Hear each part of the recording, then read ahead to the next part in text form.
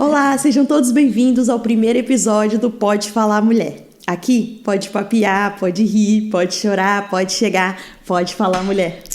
Bom, esse projeto nasceu na necessidade de explorar e de partilhar assuntos que tocam o âmbito feminino. Nós estaremos falando aqui sobre mente feminina, sobre ministério, valores, família, e para isso receberemos mulheres que são autoridades nos diversos assuntos. Nosso conteúdo não é só para entretenimento, mas é um conteúdo de valor tão necessário na internet nesses dias. E para já eu quero pedir para que você compartilhe, envie para suas amigas, comente. Nós estamos nas principais plataformas digitais, estamos no YouTube, estamos no Spotify, Apple Podcast e tantos outros. Estamos em tudo. E nós estamos muito empolgadas com o que Deus vai fazer por aqui e muito honradas com a presença da nossa primeira convidada, a Tatiane Nascimento. Ela é psicóloga, ela é líder do departamento de casais da Igreja Chama Viva aqui do Porto.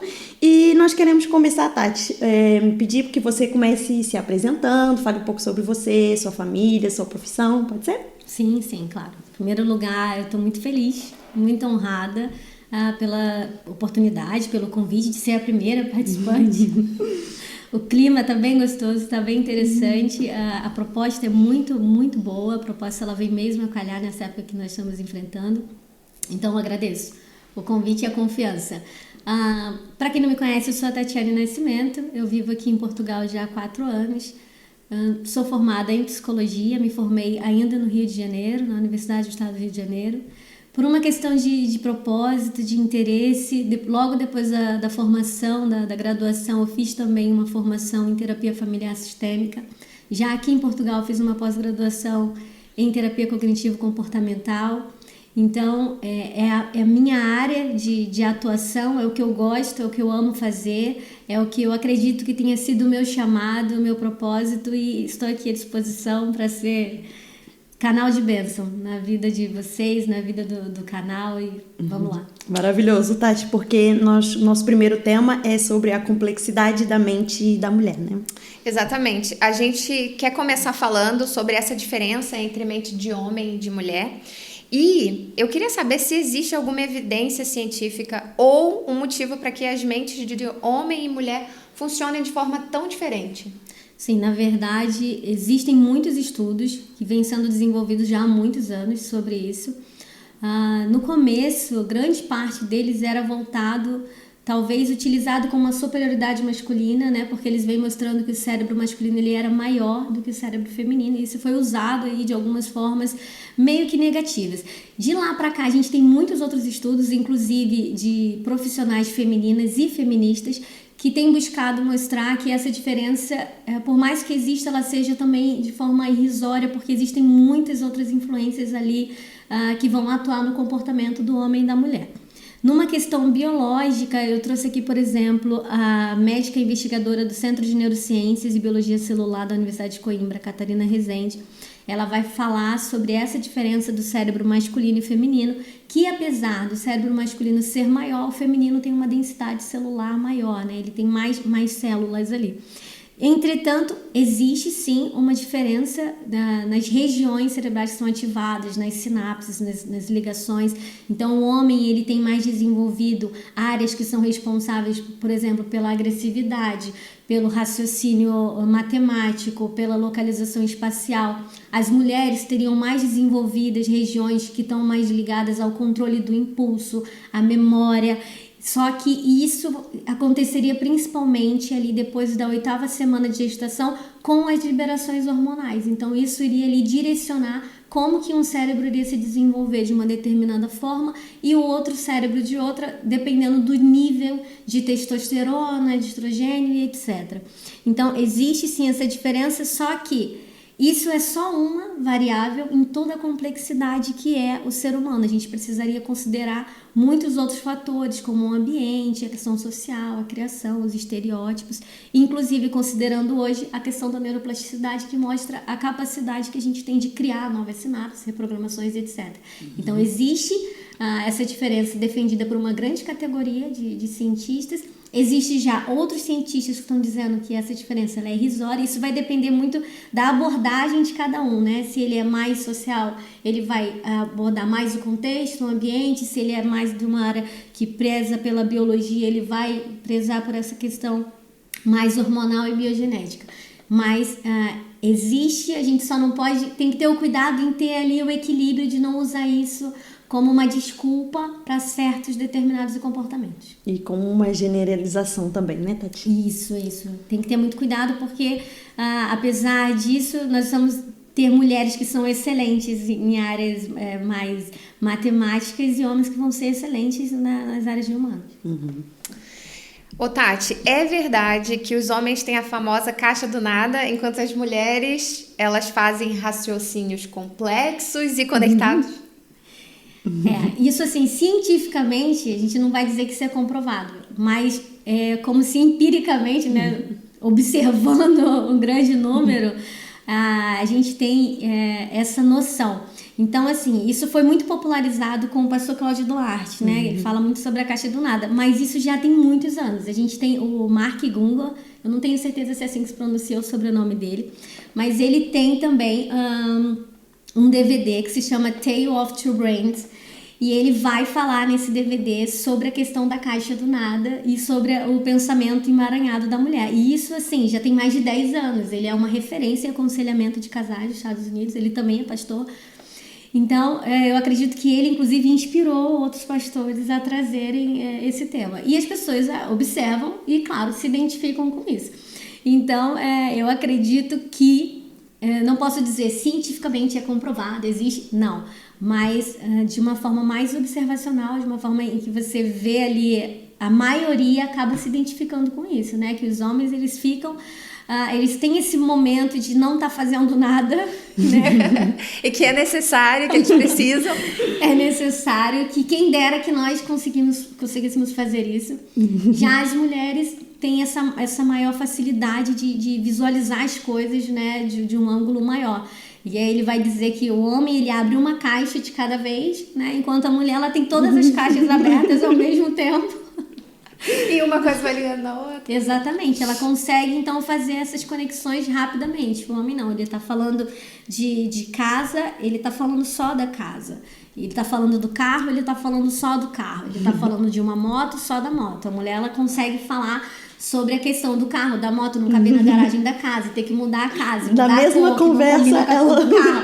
A gente começa a fazer ali um monte de outras conexões. Então, por uma questão observacional, eu diria que sim, que isso é verdade, mas também pronto, não vamos generalizar. Eu conheço mulheres também que têm um pouco de dificuldade de ter esse raciocínio expandido e conheço homens que também têm esse pensamento acelerado. Então, existe aí sempre os fora da curva. Ô Tati, mas você acha que essa diferença influencia, assim, no momento de uma DR, né? Numa discussão ali do relacionamento? Influencia muito. Porque principalmente a gente tem muita dificuldade de se colocar no lugar do outro, né? Então eu diria que influencia nisso. Por exemplo, a mulher, ela vai ter dificuldade de falar com o cara e o que você tá pensando? E ele diz nada. E muitas vezes ela vai dizer, como assim nada? Impossível. É impossível você não tá pensando em nada. Você tá pensando em quê? E o cara entende?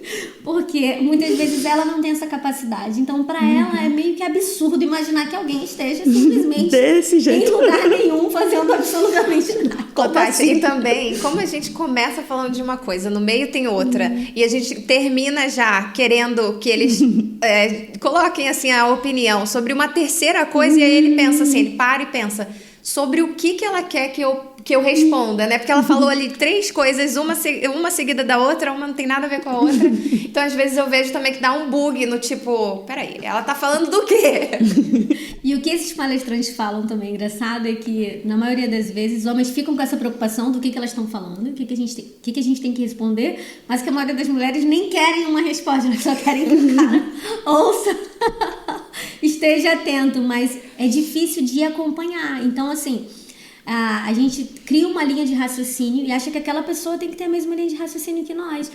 Então, quando ela não acompanha, a gente não atribui de que existe uma diferença de raciocínio. A gente acaba atribuindo que não está prestando atenção no que eu estou falando, não me dá atenção, não está interessado e etc.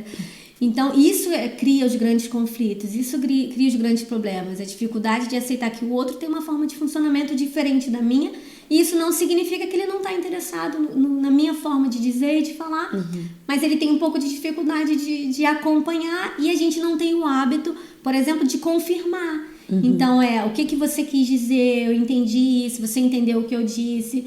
Não, a gente simplesmente finge que entendeu o que o outro falou e responde com base no que a gente entendeu. E assim, existe um abismo, né? Entre o que eu, por exemplo, estou falando e que as pessoas estão entendendo. Tem um abismo aqui, isso é muito né? De experiências, de uma série de coisas. Então, desconsiderar isso cria maior ainda uma distância, né? Tem uma frase que diz que a maior distância entre duas pessoas é o mal entendido. Então, se a gente tivesse mais o hábito, por exemplo, de, olha, eu entendi isso que você falou, eu não gostei, foi isso que você quis dizer. A maioria das pessoas, quando você faz isso, elas vão negar, elas dizem, não foi isso, eu disse assim, assim, assado. Só que a gente não tem o hábito de confirmar, porque a gente acha que as pessoas funcionam como nós. Né? Cada um tem a sua perspectiva, né? Vê a vida, vê as coisas de uma forma, né? Diferente umas das outras. E nessa discussão a gente está achando que a pessoa está acompanhando a gente, né? Está fazendo o mesmo raciocínio que nós, mas pode estar fazendo um outro completamente diferente, está fazendo outras conclusões, e existe esse mal entendido porque realmente a gente precisava checar mais vezes, né? Sim. Me confirma aí o que você entendeu, meu filho. É verdade, é isso. Isso faz parte da forma de comunicação. Uma comunicação mais efetiva, ela inclui isso, né? Você dizer, a gente fala do feedback de comunicação, né? Então, olha, o que você está querendo dizer é que isso, e a pessoa vai confirmar se realmente foi aquilo ou não.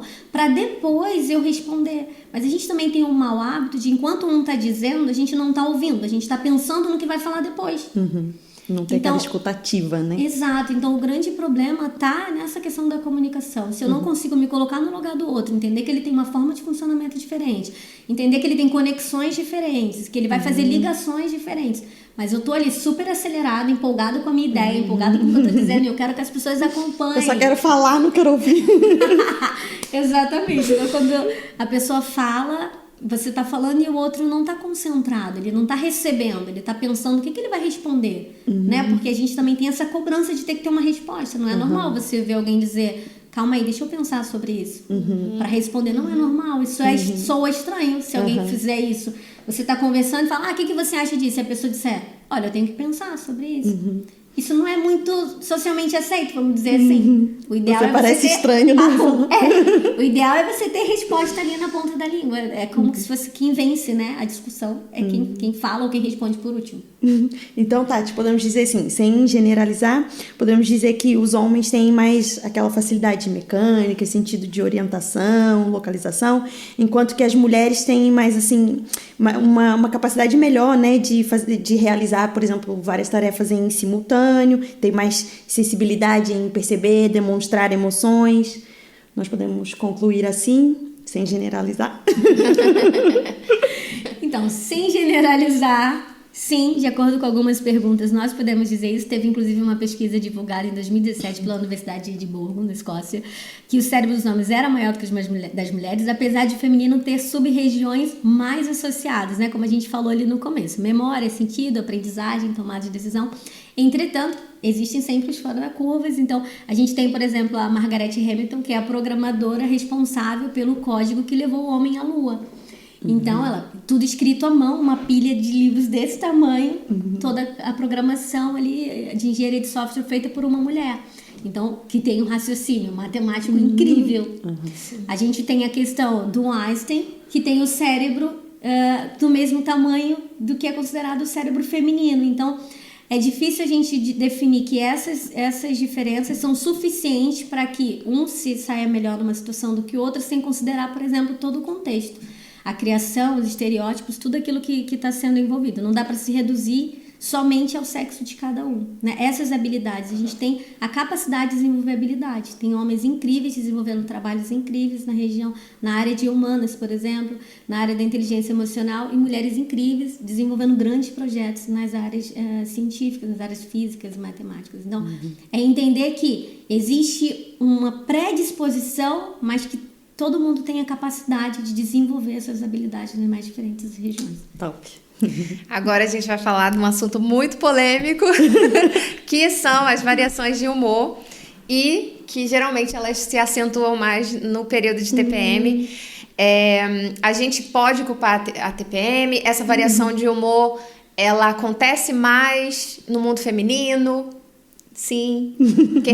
Quem concorda, respira. Como é que é isso, Tati?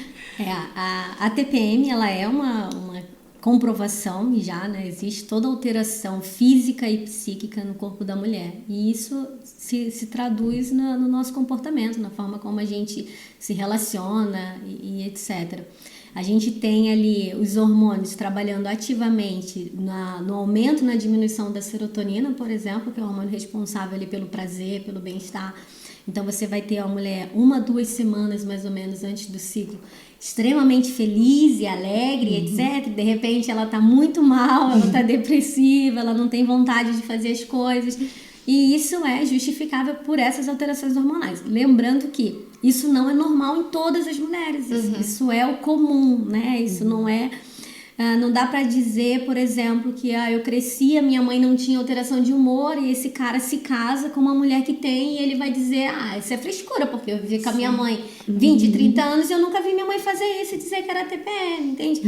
Então isso também é importante ter esse cuidado, porque algumas mulheres vão ter isso mais acentuado do que outras por questões genéticas, por questões do ambiente, pela facilidade que tem de expressar sentimentos ou não. Então, aí você pergunta, dá para culpar a TPM? Não exatamente, né? Existe uma diferença entre explicar, eu costumo dizer que existe uma diferença entre explicar e justificar. Então, a TPM ela vai explicar uma alteração comportamental com base ali nos seus hormônios, mas ela não justifica, por exemplo, você se tornar uma pessoa completamente desagradável.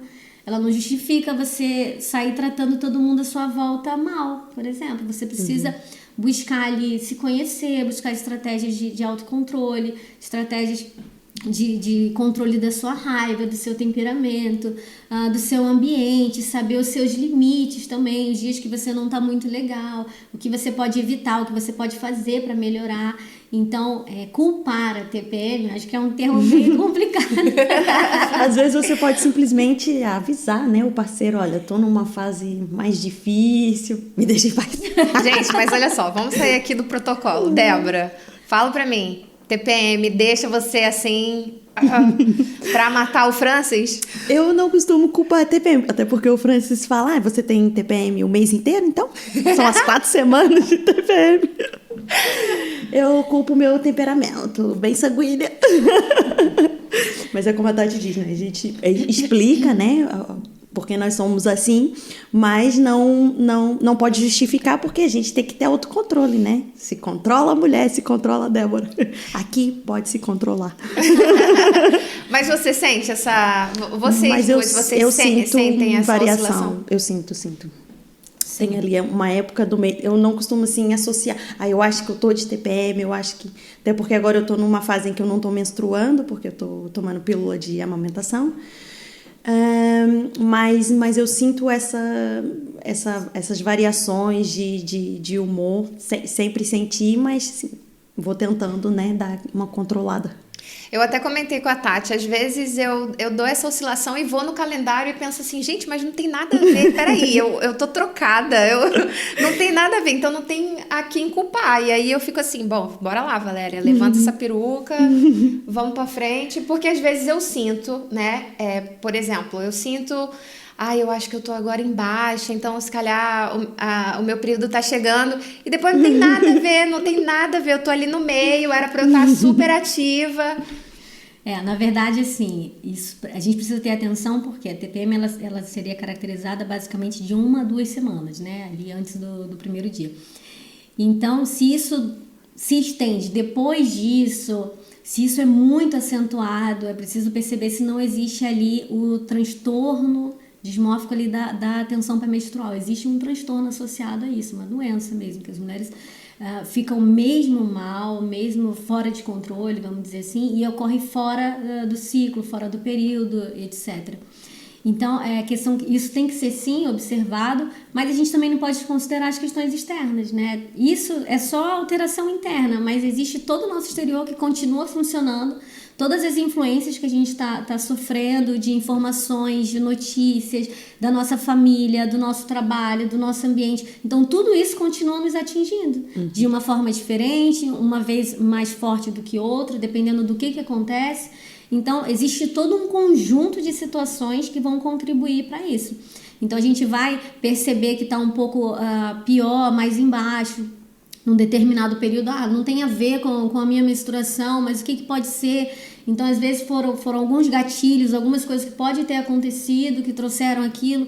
É importante perceber se não existe um transtorno psicológico que está sendo ali disfarçado pela TPM. Então, às vezes, já existe ali uma depressão, existe uma ansiedade generalizada e a pessoa está atribuindo a TPM. E nos outros dias, simplesmente, ela usa isso como uma desculpa, entende? Então, tudo isso tem que ser mesmo observado com muita atenção. A mulher ela tem que se voltar um pouco mais para si, observar com bastante atenção se essas alterações estão mesmo dentro do ciclo, se não tem, o que está despoletando isso e para a gente tentar procurar formas de funcionar melhor. Que incrível, né? E complexo isso. Agora, nós podemos concluir que os homens são mais diretos e racionais e as mulheres têm mais memória e inteligência emocional? Não. Respondendo sua pergunta, não, Valéria. Nós podemos concluir que os homens têm maior capacidade que eles são mais diretos e racionais e as mulheres têm mais memória e inteligência emocional. Porque os homens, eles são ali práticos, né? Sim, não, é assim. E a gente às vezes fica dando aquela volta. O leite derramou, por quê? Sim, ainda mais dependendo do período que você tiver, o leite derramado pode ser simplesmente catastrófico.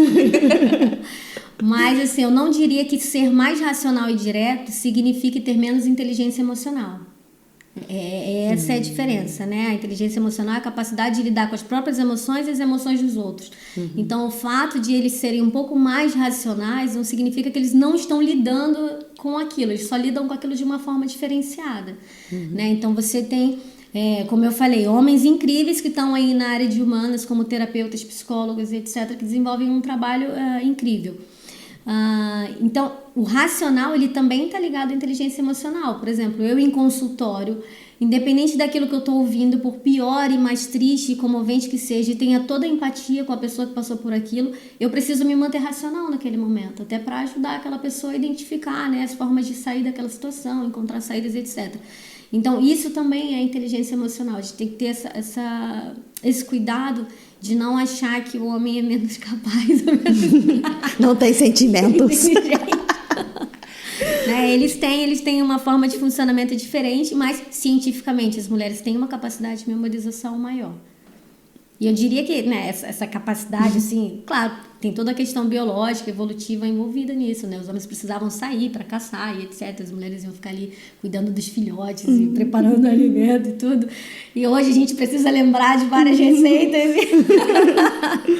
e eles nem tanto. Então existe muita questão envolvida. Eu não sei o que aconteceu comigo porque eu não tenho memória. Mas tudo bem, vida que segue. Então não esquece de comentar, compartilhar, enviar para uma amiga. Estamos nas principais plataformas digitais e vem com a gente. Vamos então tentar entender, né? Por que a mente da mulher é tão complexa? Porque, assim, às vezes parece que os homens não estão acompanhando o nosso raciocínio. Na verdade, a mente da mulher é tão complexa que parece que nem ela mesma às vezes acompanha, né? Nem ela mesma se entende. Sim, eu acho. Então, Tati, eu li que no cérebro feminino são os estrogênios, né? Estamos falando sobre toda essa questão hormonal que promovem o desenvolvimento dos circuitos cerebrais desenvolvidos com algumas coisas, relacionados com algumas coisas, como interpretação, reconhecimento de expressões faciais, empatia, etc. Então, você pode falar, assim, desenvolver um pouco melhor essa questão, né, da interferência dessas hormonas, né, no funcionamento emocional, psíquico das mulheres? Sim. Alguns estudos vão dizer que essa diferenciação cerebral ela vai acontecer a partir das 8 semanas de desenvolvimento, quando você tem ali a maior liberação hormonal. Então, no caso do cérebro masculino, vai ter um aumento da testosterona, vai ter também o estrogênio, só que ele, no cérebro masculino, ele vai atuar inibindo a feminilização. No cérebro feminino, ele vai atuar nessas particularidades, nessas conexões, que sim, favorecem, né, a questão da empatia, de reconhecimento facial e etc. Então, existe essa diferenciação hormonal, é um dos aspectos que diferencia o cérebro masculino do feminino, de acordo com algumas pesquisas. Entretanto, a questão dos estrogênios também, que é o que a gente sofre ali, as maiores alterações, né, de acordo com o ciclo menstrual, e durante toda a nossa vida, né, você tem a menarca, você tem o período menstrual, você tem o climatério, a menopausa, então tudo isso mexe com os nossos hormônios, mexe com os nossos estrogênios, a nossa progesterona, e o estrogênio, ele está particularmente relacionado com os níveis de serotonina, que é ali o causador do bem-estar, né, da nossa felicidade, do nosso bom humor, vamos dizer assim. Então, eles vão atuando no nosso sistema de uma forma antidepressiva, vamos dizer assim. Então, tendo toda essa interferência, né, isso contribui para quê? De certa forma, a mulher ela se sente mais feliz em algumas épocas do mês, mais chateada em outros períodos do mês. A gente tem essa oscilação. Aquilo que é bom, dependendo de como estiverem os níveis hormonais, o que é bom vai ser muito bom e o que é ruim vai ser muito ruim. Sim. Então, é o que vai fazer, por exemplo, a mulher no determinado período que chora com um comercial de televisão. Né? Ninguém se identificou, né? Ela fica muito mais sensível, né? É mesmo essa questão de sensibilidade. Então, aquilo que é sensível, que toca, ela pode chorar, ela fica mais emotiva, por causa de todas essas alterações. Você tem os hormônios que estão ali contribuindo para que ela realmente tenha maior ou menor grau de neurotransmissores do prazer, do bem-estar. Então, e claro, tudo que a gente faz e vive, o nosso ambiente, vai contribuir também para essa liberação. Então, existe toda essa diferenciação. Os homens também têm uma alteração hormonal, mas isso acontece de uma forma muito mais sutil, né? Eles vão... Acho injusto. Eu acho injusto. Eles vão tendo ali... Mas imagina se eles tivessem alterações como Meu nós. Deus! Ia ser uma loucura. Não, foi bem feito, tá bem feito. Tá legal. Eles têm ali a queda da testosterona, vai acontecer na idade adulta, mas isso é muito sutil e lentamente. A gente não. A gente tá ali numa gangorra, né? E o nosso corpo, o nosso cérebro também tentando regular tudo isso. Fora outras questões físicas, por exemplo, que vão deixar a mulher mal, né? A questão de você tem a pele mais oleosa, as acnes, inchaço, aumentou o peso na balança, ali mais ou menos em 2 quilos, etc. Retenção de líquido, tudo isso faz uma pessoa ficar também mal-humorada. Então, além de toda a alteração hormonal, você tem a alteração física que deixa a gente meio chata, chateada. Então, não quero tirar foto. Um dia eu tô me sentindo linda, maravilhosa, no outro, pelo amor de Deus, tira essa câmera daqui, entendeu? E a gente que já tem um pouco mais de informação, hoje tem muita informação, nem toda a informação é boa, então fica aqui a dica também, você quando pesquisar, existe o Google Acadêmico, então entra no Google Acadêmico, coloca as suas questões e você vai ver ali pesquisas científicas, artigos, entendeu?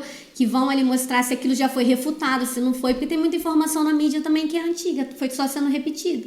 Sim. Tem notícias que a gente vê que elas são as mesmas, mais diferentes mídias sociais, elas simplesmente foram copiando de um lugar para o outro, mas que já foram até mesmo refutadas. Então, fica a dica aí.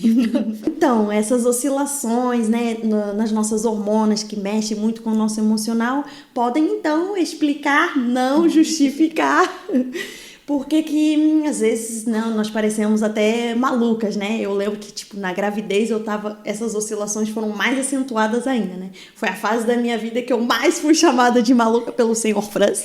E eu lembro que na gravidez também a Dé falou que ela não é uma pessoa sensível e chorava por tudo. Ela falou assim, o que tá acontecendo comigo? Eu tô chorando por tudo. Lá está, essas oscilações. Às vezes eu tava super nervosa, chateada, assim, com, né, uma gota de água me irritava. E ao mesmo tempo, passado pouquíssimo tempo, eu já estava muito triste. Depois eu estava no pico da minha felicidade, lembrava, ai, vou ter uma filha, que coisa linda, que maravilhosa. Eu tô sentindo muitas emoções, foi muita loucura.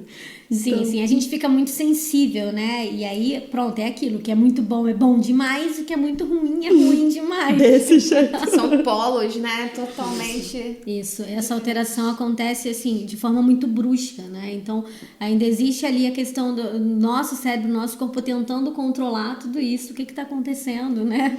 E na gravidez isso fica ainda mais descontrolado, eu também passei por isso 2 vezes. Também Você, fiquei muito, psicóloga, tava também muito fica emotiva. maluca, Tatiana? Absolutamente.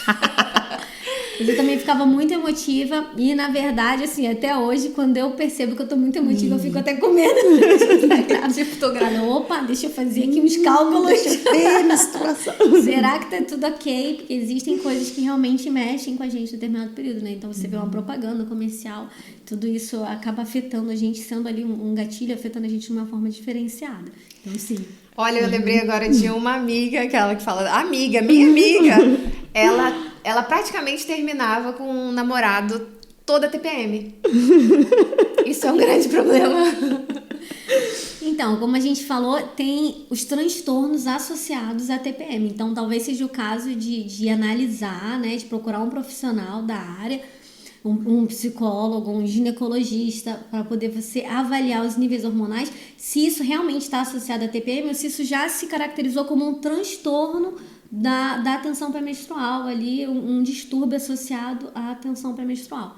Então, eu não diria que é comum, não vou usar a palavra normal, anormal, mas não é comum isso acontecer, né? Gera talvez uma impulsividade, tudo misturado, pode combinar aí a esse comportamento. Pode estar acontecendo também, por exemplo, uma fuga. Por exemplo, eu me torno uma pessoa completamente insuportável.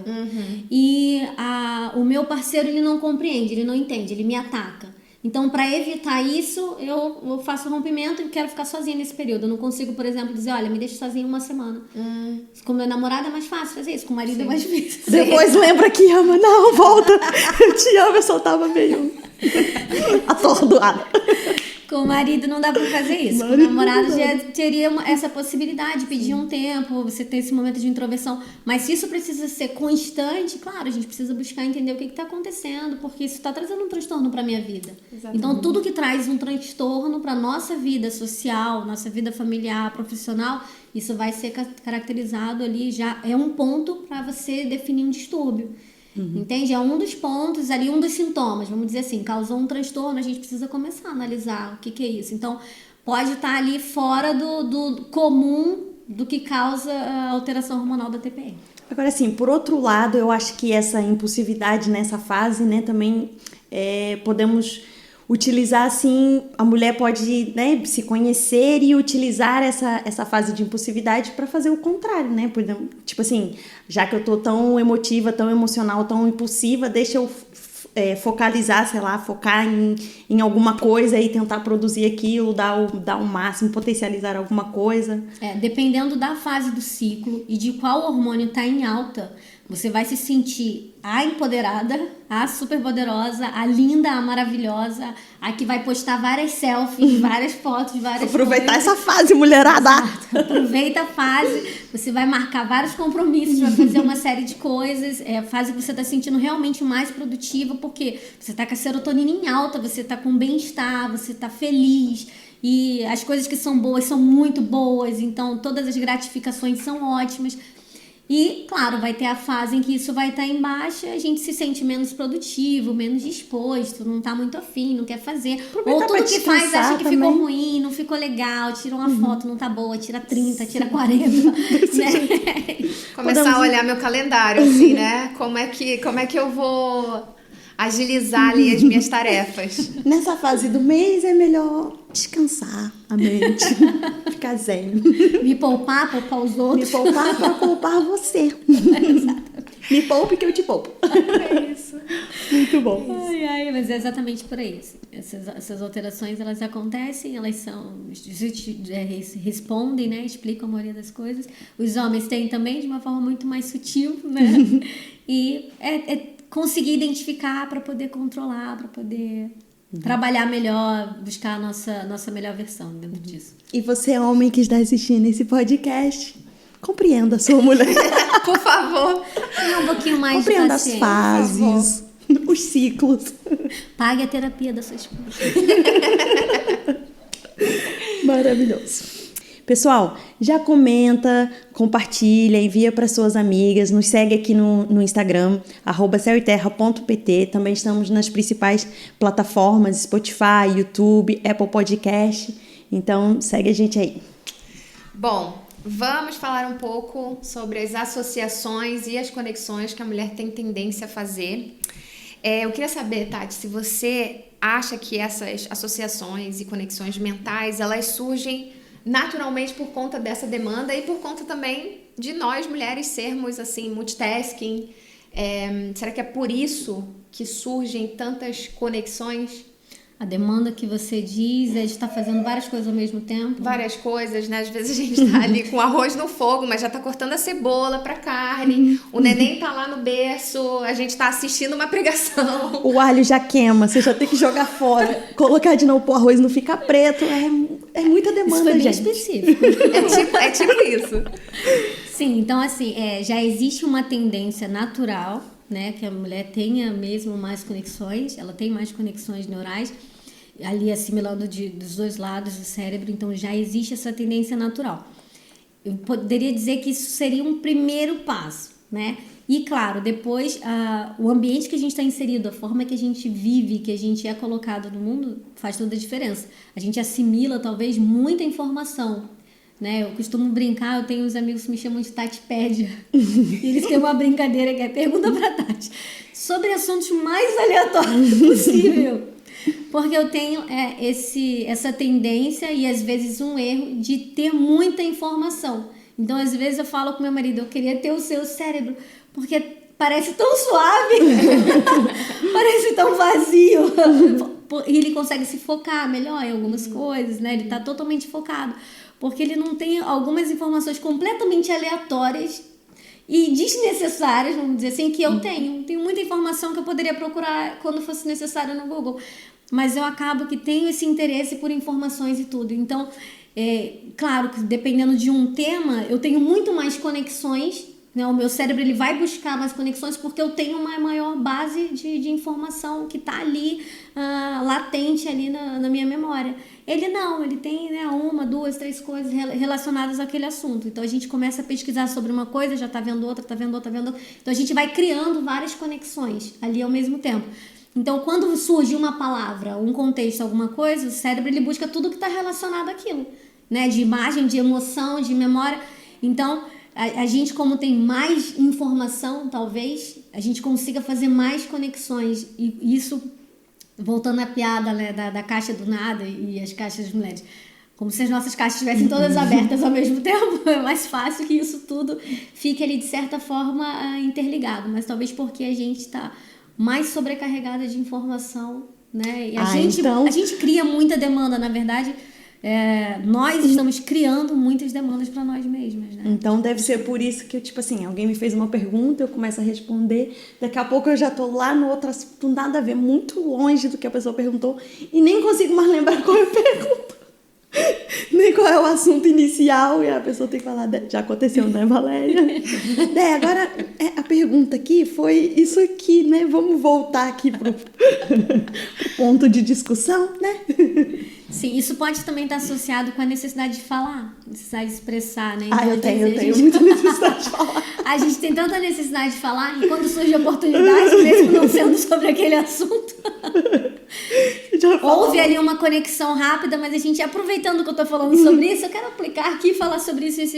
Então a gente começa a trazer toda a informação que a gente tem, a gente quer passar aquilo de alguma forma, então essa necessidade de falar também.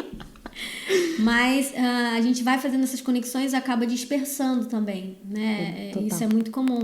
E aí pronto, é preciso também ver se isso não tem a ver aí talvez com um TDAH, com alguma coisa nesse sentido. Eu vou dar uma análise, você pode dar uma analisada pra mim, psicóloga Tati? Você fica assim, analisando quando a gente tá assim, olha, essa daí, eu acho que essa daí tem transtorno narcisista, essa outra, você fica assim, analisando quando você conversa com as pessoas? Não. O máximo que a gente consegue fazer é ver, por exemplo, alguns traços, algumas coisas que podem ser prejudiciais ou não, algumas coisas que são benéficas ou não. Mas a análise, ela envolve muitas questões, né? Você tem ali processos, você tem levantamentos, questionários, coisas que você precisa fazer aplicação para conseguir chegar em algum lugar. Então, fazer qualquer tipo de diagnóstico num bate-papo seria muito superficial, muito vazio. Infelizmente, tem acontecido, como a gente já falou da questão das informações, as pessoas veem alguns sintomas, algumas coisas, elas já começam a atribuir. Eu conheço muitas pessoas que são diagnosticadas pelo Instagram, né? Eu tenho depressão, eu tenho ansiedade. Ok, mas como é que foi esse diagnóstico? Não, eu vi que o sintoma assim, sabe? Então, isso não é assim tão fácil e não, é muito cansativo, eu não faria isso. O tempo inteiro acho que seria muito cansativo estar com esse processo de análise. Não vai trabalhar de graça, olha só, né? gente, a gente já deu uma curvinha aqui, agora voltando. Então vamos lá. A gente pode dizer que todas essas conexões também são uma ferramenta instintiva que serve para a gente responder às demandas dessa vida, né, de uma mulher moderna, como se fosse uma expressão da particularidade de nós temos uma necessidade de produzir, de gerar algo. Eu não diria que é instintivo, talvez também não usaria a expressão genética, porque toda essa demanda ela é muito recente. É verdade. Isso não é uma coisa que tá tão antiga da mulher fazer muitas coisas ao mesmo tempo, resolver. Então é a mulher que cuida de casa, da família, do marido, do filho, ela trabalha fora, ela movimenta redes sociais. No caso de nós cristãs, tem a vida ministerial, então ela ainda tem um compromisso com a igreja, ela tem um compromisso com determinadas situações que ela tem que honrar. Então existe uma série de coisas. Eu ainda brinco, as pessoas falam de domingo, é um tédio, não sei o que. Eu nunca tive essa sensação. Para mim, o final de semana às vezes é mais cansativo do que a semana, é verdade. Por causa de todas as demandas que já existem, mais as demandas eclesiásticas, né? Coisas que a gente precisa resolver, ministeriais, os nossos compromissos com a igreja, por exemplo.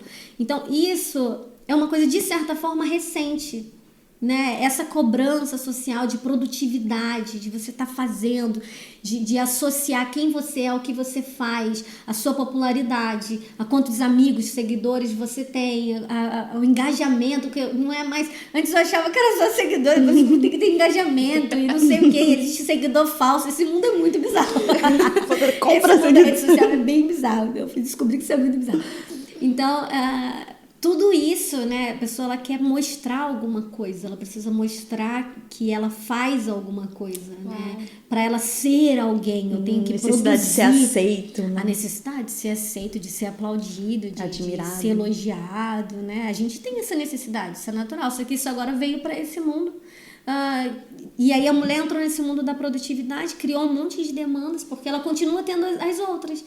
Sim. Ela continua cuidando da sua casa, da sua família, dos seus filhos. Algumas, claro, não todas querem nem assumem essa responsabilidade, mas grande parte delas, principalmente no meio evangélico, continua tendo a sua demanda inicial de cuidar dos seus filhos e gerir ali a casa, né, o planejamento e tudo.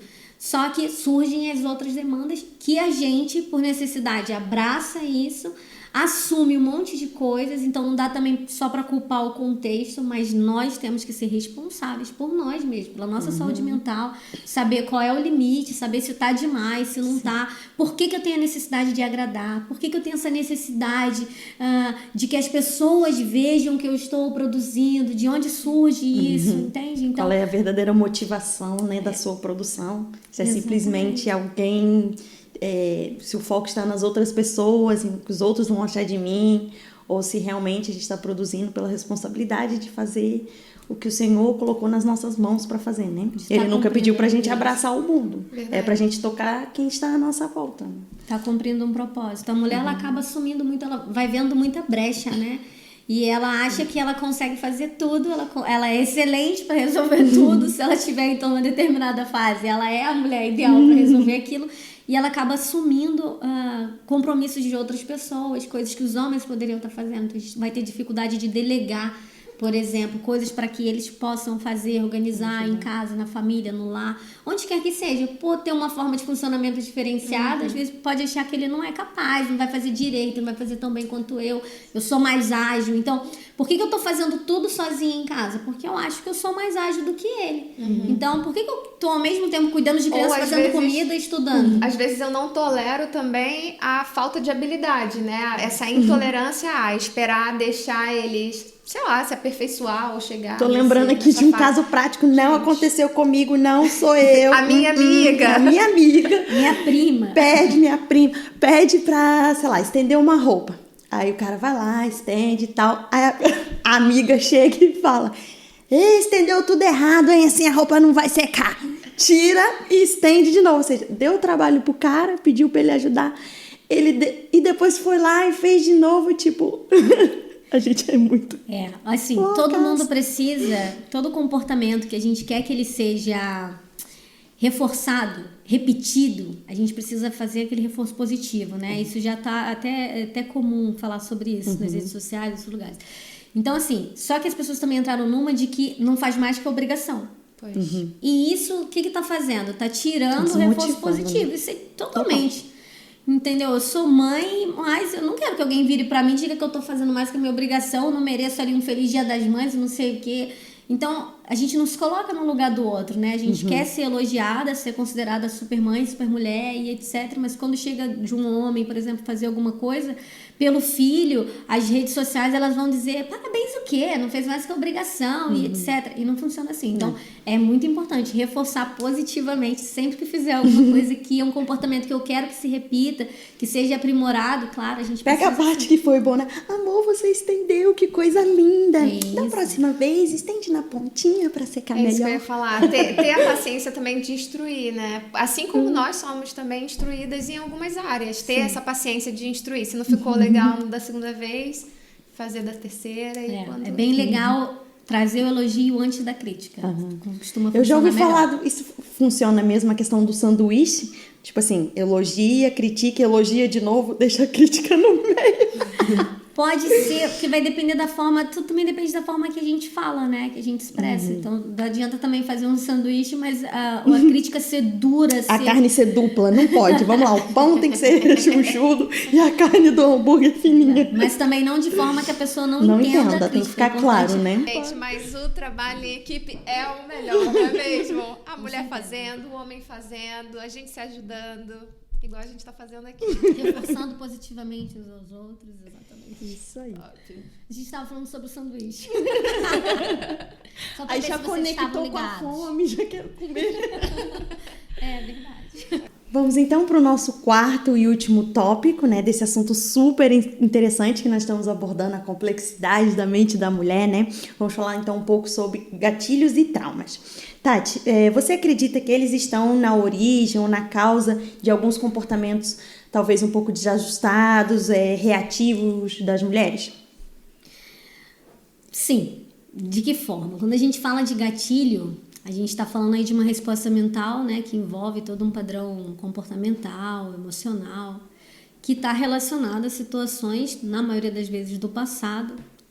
Isso pode ser positivo ou negativo. Então, o gatilho ele pode estar relacionado com um trauma ou ele pode estar relacionado a uma memória mesmo positiva. Então, de alguma coisa boa, você sente um cheiro e aquilo pode ser um gatilho positivo, né? Tipo, nossa, esse cheiro me lembra a minha infância, lembra a casa da minha avó, lembra tal comida, né? Esse sabor. Então, tem coisas, às vezes a gente passa por uma pessoa e sente um perfume e, caramba, aquilo te lembra uma outra pessoa, uma situação boa que você viveu. Então, pode ser positivo, mas a gente ouve muito mais comum falar dos negativos, né? Que são os que trazem ali um grande desconforto, um grande problema. E talvez seja muito comum que todas as pessoas tenham ali algum trauma de infância, né? Eles acontecem principalmente na infância porque a gente não tem maturidade para elaborar tudo que está nos acontecendo. A gente acha que tudo é muito ruim, tudo é muito pior, né? Tudo é muito dramático na infância, na adolescência, acaba fortalecendo aquilo. Então, existe toda uma história de vida e existem os gatilhos que vão ativar essas emoções, esses sentimentos. E, claro, isso vai influenciar a forma como eu me comporto, como eu respondo, né? Dependendo, por exemplo, do que você fala comigo, você pode ativar algumas memórias ruins, algumas crenças negativas que eu tenha, e eu vou ser totalmente reativa a você. E aí a gente vai ter as pessoas que falam, olha, você tá exagerando, você tá aí reagindo de uma forma totalmente desproporcional. Do nada. mais absoluto nada é a pessoa surda, né? E nada é do nada, né? Nada é do nada. Perfeito, nada é do nada. Mas para quem tá de fora de todo aquele processo, você Do pensa, contexto, nossa, né? de onde veio isso?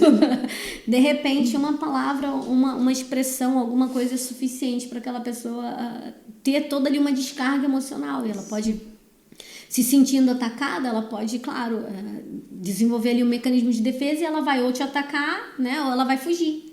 Então, tudo isso pode acontecer. A gente não sabe a história de vida das pessoas. Por isso que a gente fala muito de responsabilidade afetiva. Ela tem um pouco a falar sobre isso, né? De você saber lidar com o outro, tendo cuidado das suas ações, das suas palavras, né? Tem gente que fala, eu sou responsável pelo que eu falo, não pelo que você entende. Não é bem Não é por aí. bem assim. Não, isso na verdade é uma irresponsabilidade totalmente egoísta, egocêntrica. Então, eu sou sim, claro que eu não tenho que estar ciente de todos os processos que a pessoa enfrentou, os traumas, etc. Mas eu preciso sim encontrar um equilíbrio daquilo que eu falo, de como eu me expresso, se eu tô atacando alguém, né, de alguma forma ou não. Hoje existe uma diretiva de quando você libera algumas imagens e vídeos, você avisar, pode ser gatilho para algumas pessoas. Então, ter essa sensibilidade, essa responsabilidade afetiva, isso ajuda muito nos relacionamentos, né? Ali de como a gente relaciona.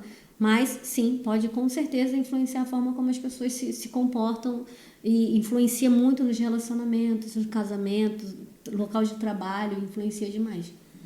E você acha que a mulher ela precisa de mais tempo do que o homem para tentar assimilar os vários processos interiores, as várias demandas, para ver se não cede a esses gatilhos, a essas reações exageradas para o outro, né?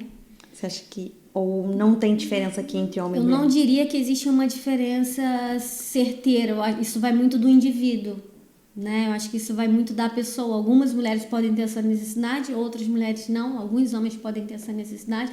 Vai caber de cada um se conhecer, se entender e conseguir passar isso para o outro também. Nada impede você dizer, olha, eu preciso de um pouco mais de tempo para poder entender esse assunto aqui, eu preciso de um pouco mais de tempo para poder chegar a alguma conclusão e etc.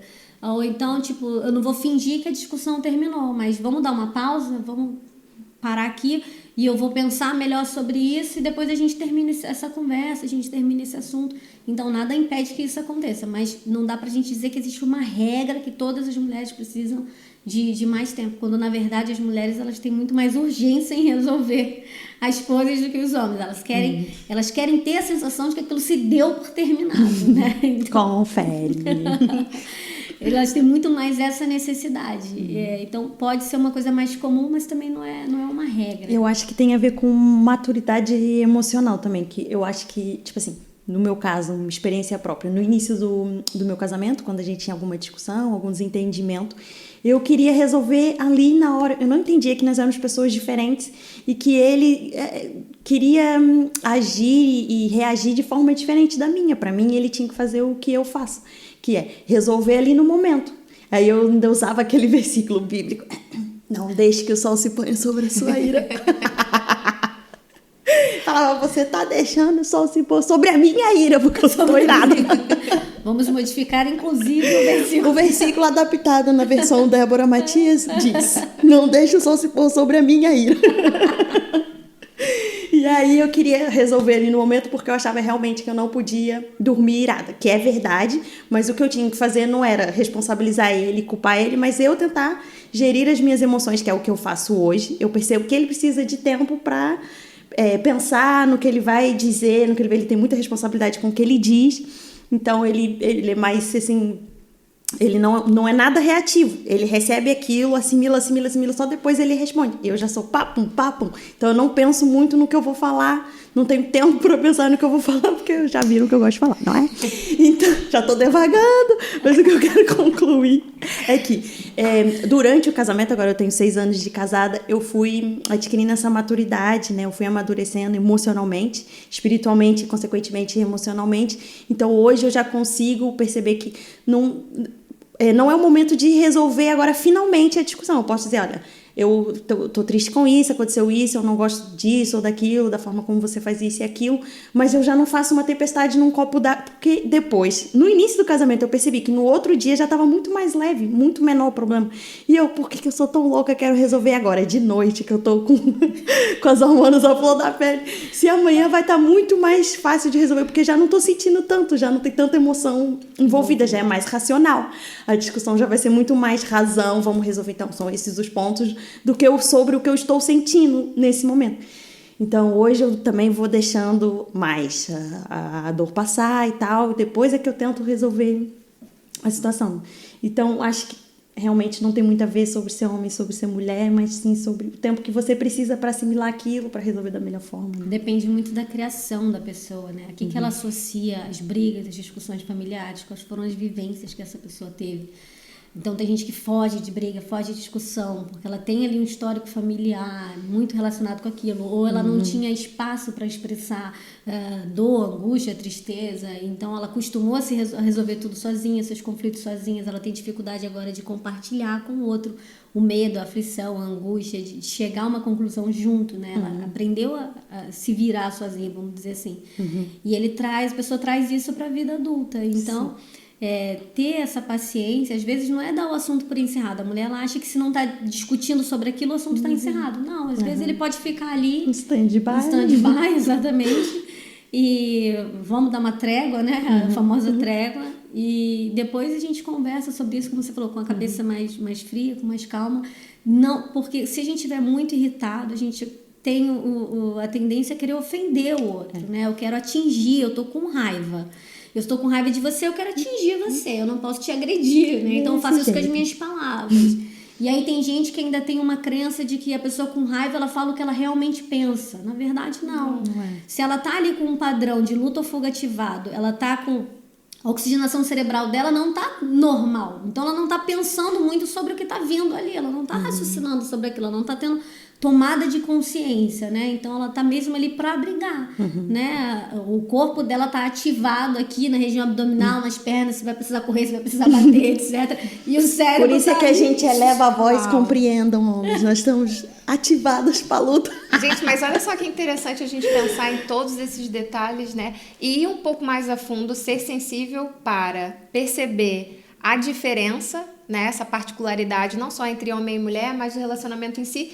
E a beleza disso, né, Tati? Porque olha só, você com 6 anos, hoje você consegue perceber, ele fala que ele tem você percebe que ele tem muita responsabilidade naquilo que ele fala, enquanto às vezes, né, eu também me coloco nessa posição de sair falando blow, tudo que vem pela frente.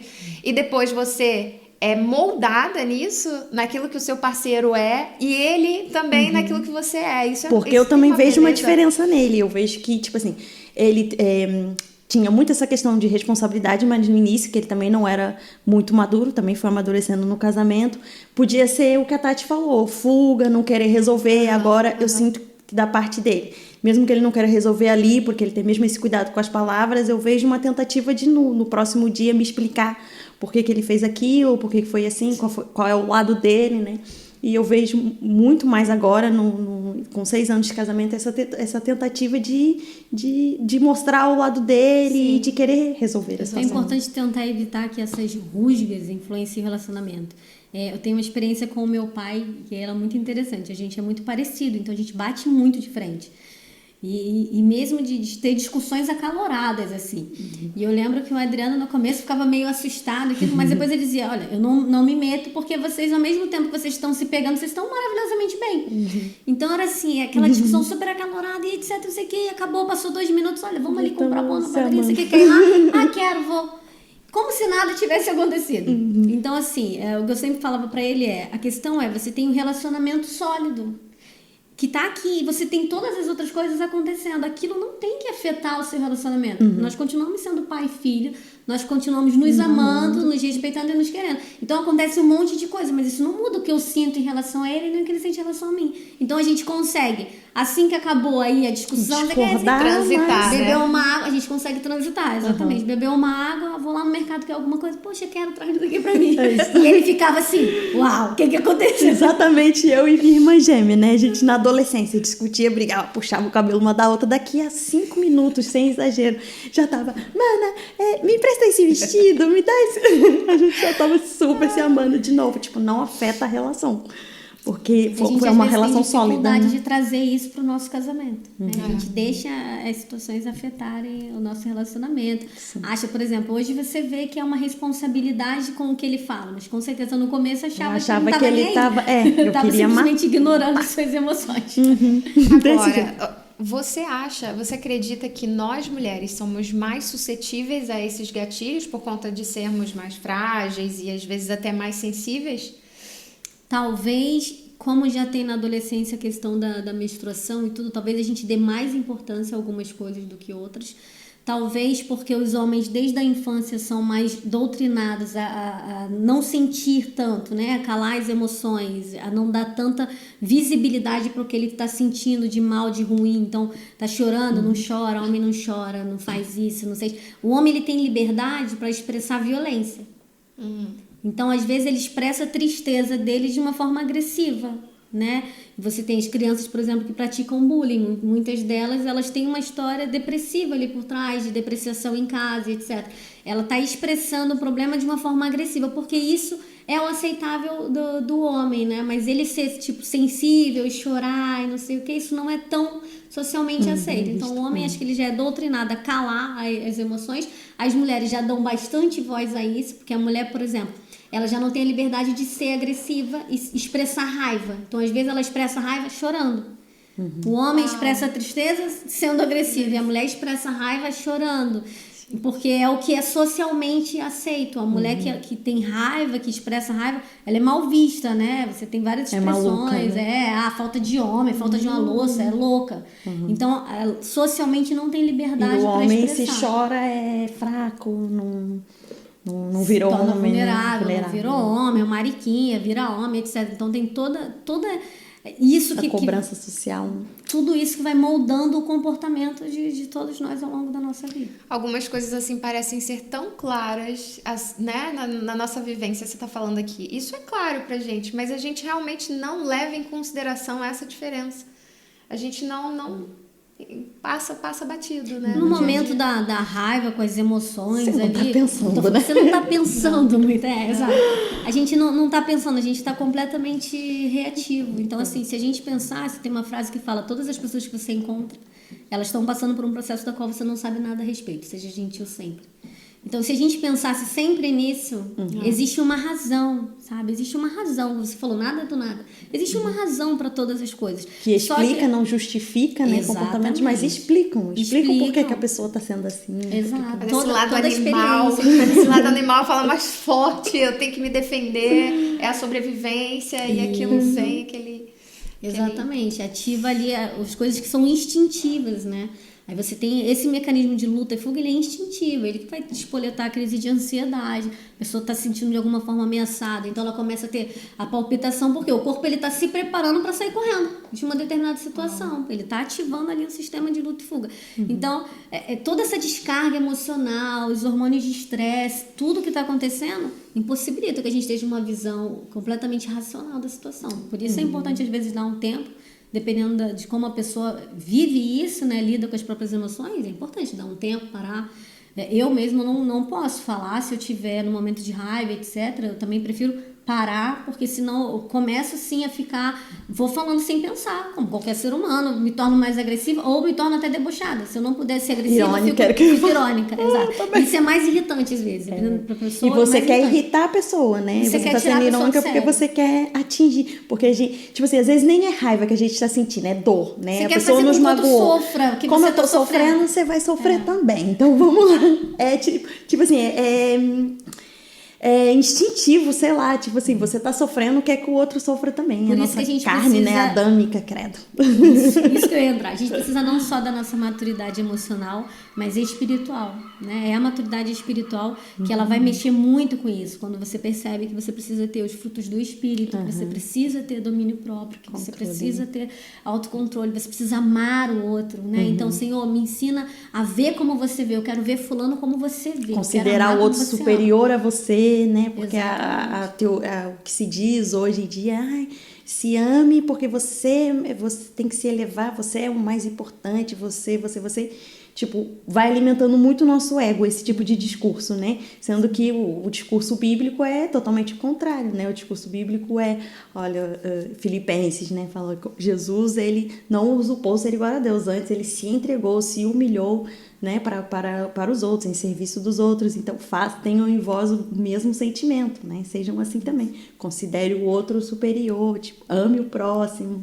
É se aproximar mesmo do Senhor para a gente tentar dominar essa nossa natureza, o nosso temperamento de uma forma mais positiva. Direcionar, não modificar o temperamento, mas como que eu consigo direcionar isso de forma que o nome do Senhor continue sendo glorificado, de forma que o nome do Senhor seja exaltado, que isso não prejudique a minha vida familiar, o meu casamento e etc. Sim. Bom, vamos falar agora de um outro assunto que é um pouquinho polêmico. Falar de ciúme um pouco? Falar de ciúme. Pode, vamos. Porque o ciúme pode ser uma dessas reações desajustadas, né? O que você acha sobre isso? Sim. De que forma? Vai depender de toda a história de vida do ser humano, né? De todas as experiências que ele teve, os traumas que ele teve. Então, o ciúme, essa sensação de possessão, de ter, também está muito relacionada com a insegurança. Então, às vezes a gente fala, o ciúme, ele não fala tanto sobre o outro, de quem você sente ciúme, ele fala sobre você. Ele fala de você se sentir uma pessoa insegura, que você pode ser trocada a qualquer momento por qualquer outra pessoa, que qualquer outra pessoa que o seu marido, o seu namorado encontrar no dia a dia pode ser mais legal e mais interessante que você, melhor Isso pode que você. refletir uma vivência também, né? Aquilo que a gente falou de gatilho, Normalmente sim. Abandono. Isso. Normalmente está relacionado... Alguma falta lá atrás. Normalmente está relacionado com uma crença central ali que foi elaborada desde lá da primeira infância, reforçada com os outros acontecimentos a partir de distorções que a gente faz para poder encaixar aquilo na nossa crença. Então vamos supor, eu tenho uma crença de desvalor, né? Eu me sinto inferior aos outros. Como que acontecem as distorções que vão reforçar isso? Eu entro numa sala e uma pessoa fala alguma coisa com a outra e ri. A minha interpretação riram de mim, tem alguma coisa errada aqui, não sei o que estão rindo de mim, etc.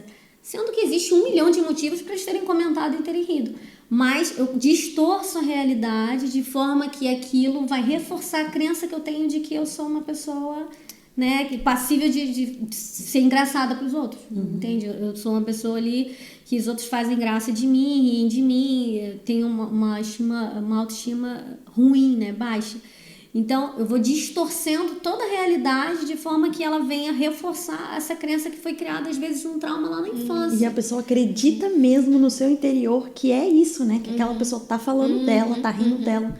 Ela acredita porque ela vai ter uma série de outras situações como essas que foram sendo reforçadas. Então, ela já segue diretamente. Mas sempre esse com caminho. essa distorção, né? Só que ela não se dá conta que é uma distorção. Às vezes até pode ser. Às vezes a pessoa até pode ter olhado pra ela e comentado alguma coisa mesmo. Mas ela vai ver sempre dessa forma, né? Sim, sempre. sim. E pode ter comentado, e pode ser uma coisa positiva, pode ter lembrado alguém, outra pessoa, e etc. Mas como ela tem uma visão negativa de si, ela já deduz que... Distorceu, já. Então você, tipo, a gente tá na igreja ministrando, tô lá pregando, alguém levantou e saiu 2, 3 pessoas. O natural, saíram porque quiseram, ou não tá interessante pra ele, eu tenho que ir no banheiro, eu tenho que beber água. Enfim, existe 1 milhão de razões. Se eu tenho algum problema com isso, eu vou dizer, não tá legal, não tô falando bem, será que eu não tô me expressando bem? Sim. Será que eu tô falando alguma bobagem, alguma besteira, etc. E aí começa a ter a descarga emocional, a ansiedade, eu vou criando um ciclo ali. Entende? Então, por isso, essa importância de se conhecer, entender quando existe um gatilho, existe ali uma descarga emocional, as pessoas precisam começar a exercitar, né? Qual foi o gatilho? Também não é tão fácil assim, às vezes, de identificar o gatilho. Então, Qual foi o gatilho? Foi a palavra? Foi alguém? Foi uma imagem? Por que que isso foi um gatilho? A que isso está me remetendo, entende? A que isso está trazendo para mim? Eu vi um caso recentemente, um estudo de caso, em que o rapaz ele precisava apresentar um trabalho e ele fugia sempre, entregava para outro fazer, ele não tinha segurança, ou ele não terminava e etc. E pesquisando sobre aquele gatilho em que toda vez no ambiente de trabalho ele se sentia mal, ansioso, etc., vai para uma situação lá da infância, em que ele foi fazer uma apresentação de mágica, chegou na hora, a apresentação não funcionou, todo mundo começou a rir dele, e quando ele olha para a professora tá rindo também. Então, ele foge daquela situação e fica totalmente transtornado. Então, isso na vida dele, em algumas outras situações, vai se reforçando a ideia de que vai dar errado, todo mundo vai rir de mim e etc. Ele começa, toda vez que tem que fazer uma apresentação, ter essa descarga emocional. E aí a gente fala, por que na infância? Você não tem como elaborar, né? Você não entende. Riu porque achou engraçado, divertido. Nossa, não riu de deboche, não riu um riso de humilhação, pelo menos não no caso da professora. Mas foi onde ele buscou apoio e se sentiu também ridicularizado. Aí pronto, criou ali uma crença. Aí vai criando uma muralha, né, na sua mente, que só mesmo depois de Jesus para... E aí toda apresentação vira um gatilho para uma crise de ansiedade, mas isso tá lá atrás. Eu lembrei agora de uma história que eu ouvi também, que um pai pegou uma filha assim bem pequenininha, ele estava dentro da piscina e ela estava fora, ela era criancinha, e aí ele falou, filha, vem, pula que eu te pego. Aí a menina pulou e ele afastou, e a menina afundou. Aí ele pegou ela depois e falou assim para ela, tá vendo o que dá quando você confia num homem? Nossa, pensa, o gatilho toma que ele criou na criança. Aí o que aconteceu com essa agora mulher, né? Ela falou que nunca teve facilidade em arrumar um namorado, ela estava sempre desconfiada, sempre dizendo, na mente dela ela nunca podia confiar, porque, né, o pai dela, que era a pessoa mais confiável do mundo, né, criou ali um gatilho de que ela não podia confiar em homem nenhum. Foi a mensagem que ele colocou ali na mente dela, e aquilo foi crescendo, florescendo, e pronto, ela tentou um relacionamento, teve ali alguma coisa, algum probleminha, alguma coisa, ela já falou, não, tá vendo? Ó, não posso confiar. E aí nunca mais ela conseguiu, nunca mais não, que depois ela percebeu, é uma crença limitante e tal, eu preciso quebrar isso, é por causa disso ela conseguiu descobrir que o gatilho foi esse, né, porque depois os anos vão passando, mas ela conseguiu lembrar, conseguiu resolver essa situação. Mas olha só como uma pequena atitude, o pai achou bonito mostrar para ela que ela não podia confiar em homem, que é para ela ficar protegida, né? Só confia em mim, porque olha só, eu te tirei da água, mas não confio em homem nenhum. E criou esse trauma, terrível. Então, tenta ajudar, né? Na melhor das intenções, claro, tentando, a gente quer criar filhos fortes pro mundo, né? Então, eu imagino, na melhor das intenções, tentando ajudar, mas não conseguiria prever, com certeza, todos os prejuízos. E isso podia migrar para várias outras partes da vida, não só no relacionamento afetivo, mas amizade, trabalho, qualquer outra coisa que envolvesse confiar no outro. Ela era uma pessoa extremamente ciumenta, porque lá está, ela não confiava. E tinha tudo a ver com esse gatilho, né? Sim. É mesmo, não são situações fáceis de lidar, são situações muito comuns, e é importante isso, tentar identificar para poder trabalhar aquilo.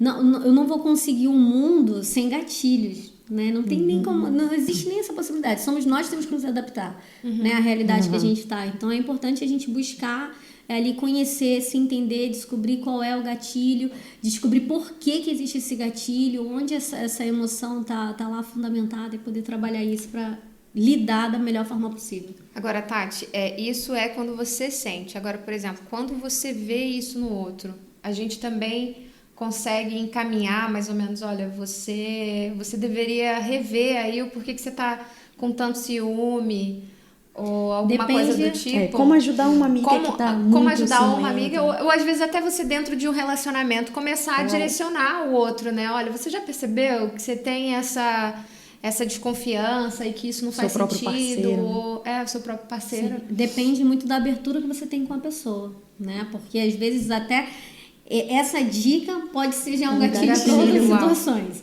Se a pessoa, porque tem pessoas que se sentem muito inferiores. Então, às vezes, só de alguém entrar na sala, a pessoa fala, fulano é tão arrogante. Falou, fulano é muito arrogante. E a pessoa não é. É aquela pessoa que tem ali um senso já de inferioridade, já vê o outro como superior, já coloca...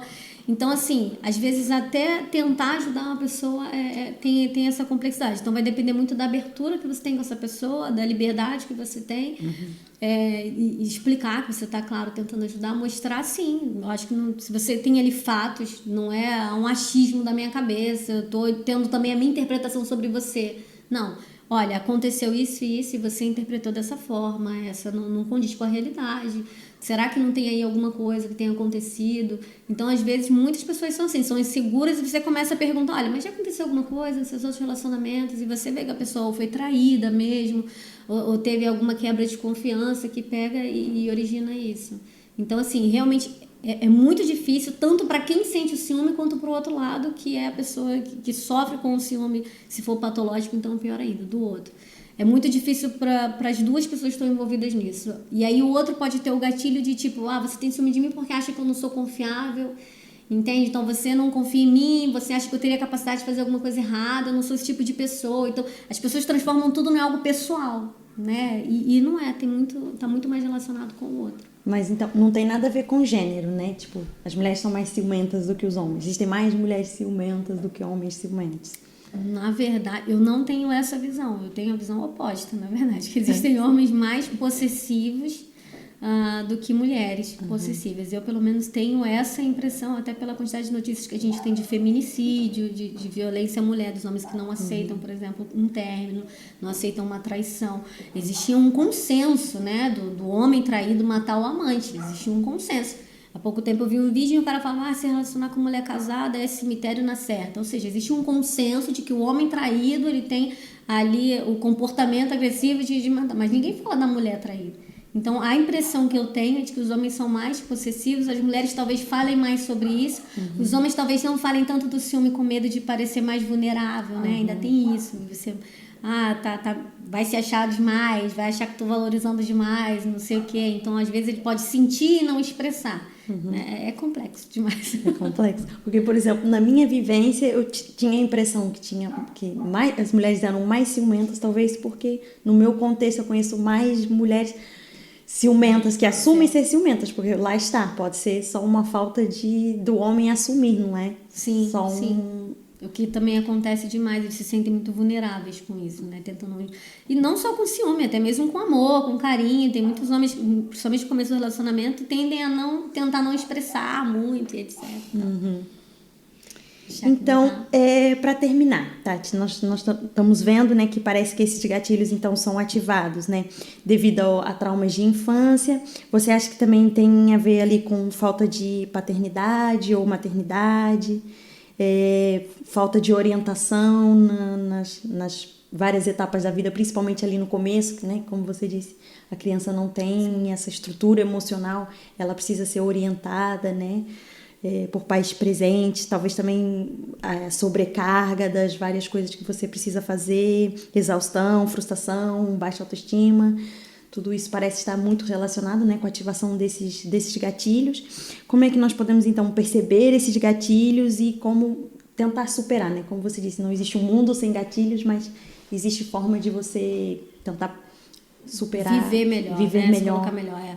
A ideia, inclusive em consultório, exercícios que nós fazemos, é você registrar mesmo esses acontecimentos. Então, qual foi o momento que eu tive ali aquela descarga emocional, ou para um lado mais depressivo, para uma crise de ansiedade, de pânico, etc. Então, em que momentos isso acontece? O que você tentar ali identificar qual foi o pensamento, porque às vezes o pensamento automático ele é muito rápido também, a pessoa não consegue se dar conta. Né? Então, qual foi o pensamento invasivo? Foi alguma imagem, foi algum cheiro, foi alguma coisa, e a gente começa a tentar relacionar isso com experiências do passado. Em que momento, né, da sua infância, por exemplo, você teve essa mesma sensação, você experimentou essa mesma emoção, de que forma, quando foi? Então, assim, é importante a pessoa começar a observar a si mesma. A gente tende a atacar o outro, né? Quem espoletou o gatilho, como se ele fosse o culpado. Mas a ideia tem uma frase que a gente fala, tudo que me irrita no outro pode levar ao melhor conhecimento de mim mesmo. Então, assim, por que isso me irrita tanto? Né? E eu só posso mudar a mim mesma, né? Isso. Por que o jeito de falar de alguém, de se colocar, me irrita tanto? Por que isso me traz tanto desconforto, entende? Por que eu acho que essa pessoa é arrogante, é isso, aquilo, aquilo? Isso está muito relacionado a mim. Talvez seja eu que esteja me colocando de uma forma inferior. Talvez seja eu que esteja me vendo de uma forma diminuída. Então, assim, é questionar mesmo. Por mais doloroso e ruim que seja, questionar os processos, trabalhar os processos. Infelizmente, esse episódio chegou ao fim, foi maravilhoso. Nós queremos te agradecer muito, Tati, pela sua presença, pela sua partilha.